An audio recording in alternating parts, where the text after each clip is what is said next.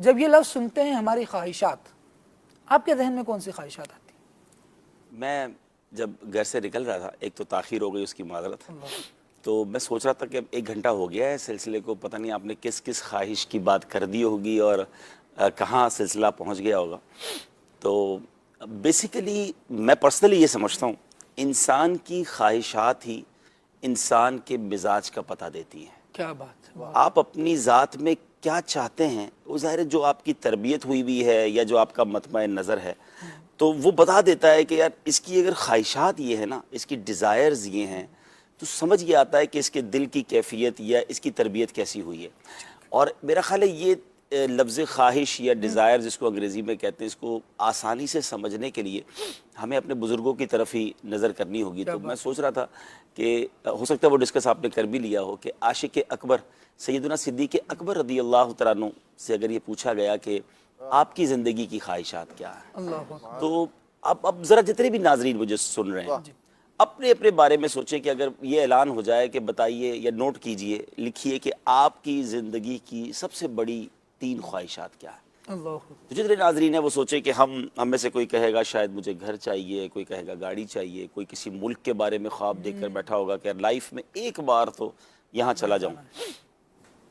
اب ان کی اپنی خواہشات پر غور کرنے، اور سیدنا صدیق اکبر رضی اللہ تعالیٰ عنہ وہ شخصیت ہیں جن کے بارے میں آج بھی جمعہ کے خطبے میں ہم یہ جملہ سنتے ہیں، افضل البشر بعد الانبیاء بالتحقیق، انبیاء اور رسل کے بعد فرشتوں سے بھی اعلیٰ ہیں۔ اتنا بڑا مرتبہ، انسان اور فرشتوں سے بھی اعلیٰ مرتبہ، جو انبیاء اور رسل فرشتے یا انسان ہیں ان سے زیادہ ان کا مرتبہ ہے۔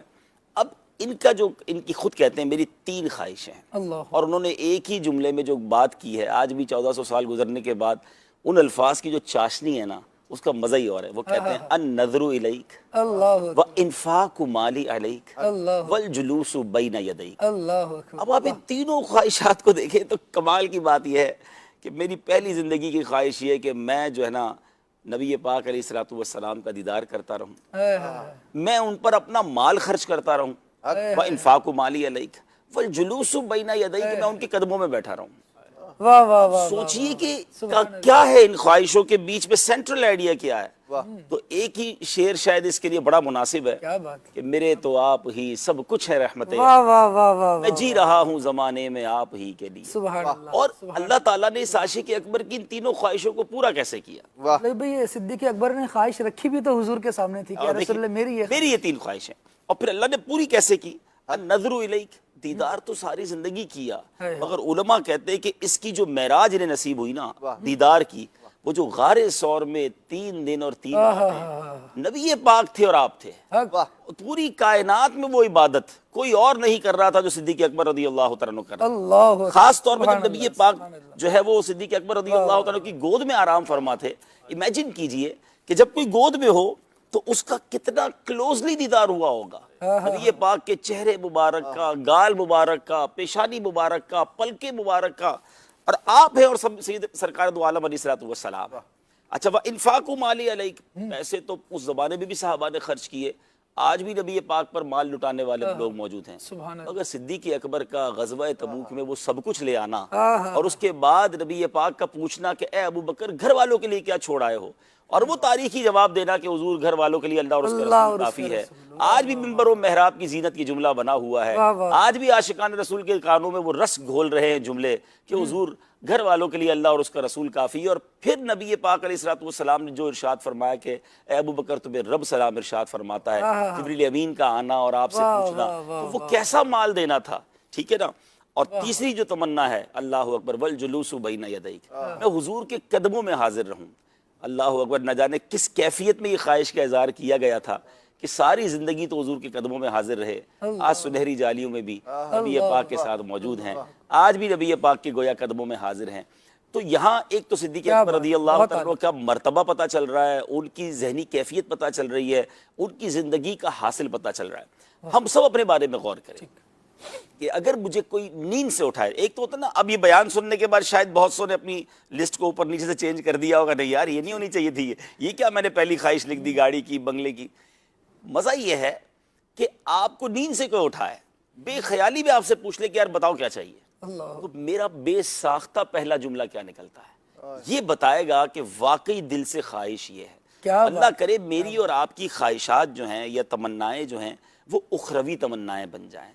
جنت کی اور آخرت کی، یوں سمجھے کہ جو ہمیں، کیونکہ باقی رہنے والی پر ہمیں، دنیا کو باقی رہنے والی پر فوقیت دینا ہے، تو میں مشورہ دوں گا، کیونکہ اس کا فائدہ کیا ہوتا ہے؟ ایک انسان کو امیر بننے کی خواہش ہے نا، اب اس کی زندگی میں سارے کام وہ پیسے کمانے کے لیے ہو جائیں گے۔ ایک اسلامی بھائی کو نیک بننے کی خواہش ہے، اس تمنا، بس اس کو دل و جان سے تمنا ہے کہ اگر گناہ چھوٹ جائے میں نیک بن جاؤں، اللہ کا پسندیدہ ہو جاؤں۔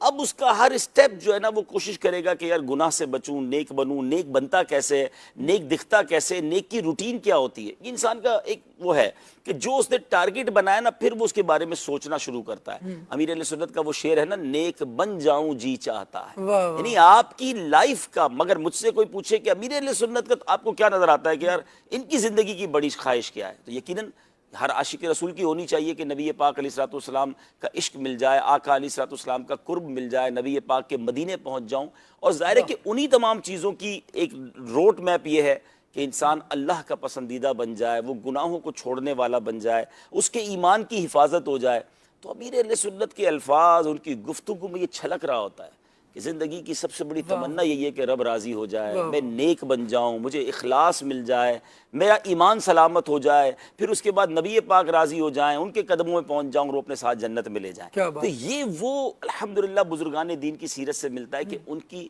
خواہشات، ان کی تمنائیں یہ ہوا کرتی تھی۔ تو جب تک میں اور آپ اپنی تمناؤں کا قبلہ درست نہیں کریں گے نا، تب تک زندگی کا ڈائریکشن ٹھیک نہیں ہوگا۔ وہ آج کل گول سیٹ کرنے کی بات کی تو جاتی ہے، لیکن وہ دیکھا جاتا ہے کہ میں کس ادارے میں جا کر کن لوگوں کو ایڈریس کر رہا ہوں اور کن لوگوں کو گول سمجھا رہا ہوں۔ پھر ان کا جب گول سمجھایا جا رہا ہوتا ہے تو ان کو ان کی اسکلز کے بیہاف پر وہی بتایا جا رہا ہوتا ہے کہ آپ میں یہ اسکلز ہیں تو یہ کام کر لیں، ترقی کرتے کرتے آپ کو یہ اسٹیٹس مل جائے گا۔ ایک بحیثیت مسلمان ہونے کے بھی ہمیں کچھ چیزیں دیکھنی چاہیے۔ میں دیکھوں کہ اللہ تعالیٰ کس چیز کو پسند کرتا ہے۔ کیا میں نے ان چیزوں کو کبھی پڑھا ہے کہ قرآن میں جن میں رب نے ارشاد فرمایا اللہ تبارک و تعالیٰ اس کو پسند کرتا ہے، یحب التوابین یحب المتطہرین، ان ساری باتوں کو بندہ ایک فہرست بنا لے، کوشش کرے کہ پھر میں ایسا ہو جاؤں۔ ان اللہ لا یحب المستکبرین، اللہ تبارک و تعالیٰ تکبر والوں کو پسند نہیں کرتا۔ یہ اللہ کے ناپسندیدہ بندے ہیں۔ بندہ یہ خواہش کرے کہ اب میں نے یہ کام نہیں کرنا ہے کیونکہ یہ اللہ تبارک و تعالیٰ پسند نہیں فرماتا۔ ماشاءاللہ نبی پاک کے جو فرامین ہیں، تم میں بہترین وہ ہے۔ اگر میں آقا کے ان بہترین لوگوں میں ہو گیا، اب جو گول سیٹ والی بات ہے وہ بالکل ٹھیک ہے، اور دنیا کے جتنے موٹیویشنل اسپیکر ہیں، بڑے بڑے اداروں میں جا کر ہم سنتے ہیں کہ وہ سمجھاتے ہیں کہ بھائی آپ اپنی زندگی میں کوئی ٹارگٹ سیٹ نہیں کریں گے تو آپ بہت نیچے رہ جائیں گے، اور وہ کہتے ہیں نا جس کا گول ہی نہیں ہے، جس کی زندگی میں کوئی ہدف ہی نہیں ہے، وہ ویسا ہی ہے کہ جو رکشے میں بیٹھ کر رکشے والا کہے کدھر جانا تو کہتا پتہ نہیں کدھر جانا، چلا ہی جاؤ، وہ پھر پاگل خانے لے جاتا ہے اس کو۔ تو ایسے آدمی کا جس کا گول نہیں ہے اس کی لائف ایسی ہے۔ لیکن اگر گول یہ ہے، میں کہتا ہوں اگر ایک ہی جملے میں گول سیکھنا ہے، سیدی اعلیٰ حضرت نے وہ شعر بتا دیا نا، انہیں جانا، اللہ اللہ اللہ، نہ رکھا غیر سے کام، للہ الحمد میں دنیا سے مسلمان گیا۔ اصل میں اللہ اور رسول جس سے راضی ہو گئے نا، اس کی زندگی تو اچھی ہونی ہے۔ خالق کائنات رب ہے، نبی پاک نعمتوں کو بانٹنے والے ہیں، خالق نعمت راضی اور نعمتیں کو بانٹنے والا راضی، پھر کیا ہوگا دنیا میں؟ پرابلم ہی نہیں ہونی ہے۔ ہم سب کو راضی کرنے کے چکر میں بعض اوقات رب کو ناراض کر لیتے ہیں۔ آپ رب کو راضی کریں، انشاءاللہ رب سب کو راضی کر دیں۔ سبحان اللہ، بہت جو ہے اپنی زندگی کا مائنڈ سیٹ، یقیناً آپ اپنی ادارے میں ترقی کریں، آپ اپنے شعبے میں اپنی سکلز ڈیولپ کریں، اپنے اندر اسپیشلٹیز کو لائیں، لیکن ان تمام گولز میں الٹیمیٹ گول یہ ہو کہ میں کوئی ایسا کام نہ کروں کہ میرا رب ناراض ہو جائے، اس کے حبیب ناراض نہ ہو جائیں، تو پھر دیکھیں آپ دنیا میں بھی ترقی کریں گے، آپ کی ترقی کو روک کوئی نہیں سکے گا۔ اللہ کی رحمت ساتھ تو ترقی کہاں سے رکنی ہے؟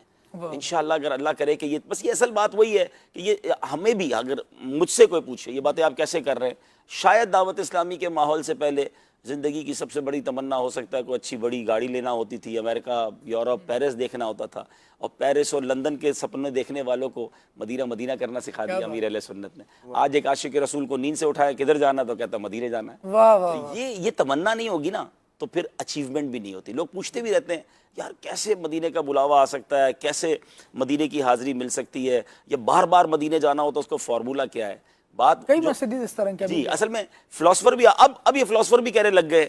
کہ جس چیز کو حاصل کرنا ہے نا اسی کا خواب دیکھنا شروع کر دو، اسی کے بارے میں سوچنا شروع کر دو۔ یہ نفسیاتی لوگ اب سمجھاتے ہیں، جو بڑے بڑے دانشور جس کا کہتے ہیں تو یہ ہم نے تو بزرگوں سے پہلے سے سنا ہے کہ ذکر مدینہ کرتے رہو، خیال مدینہ میں کھوئے رہو، آقا کو بار بار پکارتے رہو تو مدینہ کا بلاوا آ ہی جاتا ہے۔ چلیں میں لگے ہاتھوں ناظرین کو خوشخبری سنا دیتا ہوں ماشاءاللہ، اسی سلسلے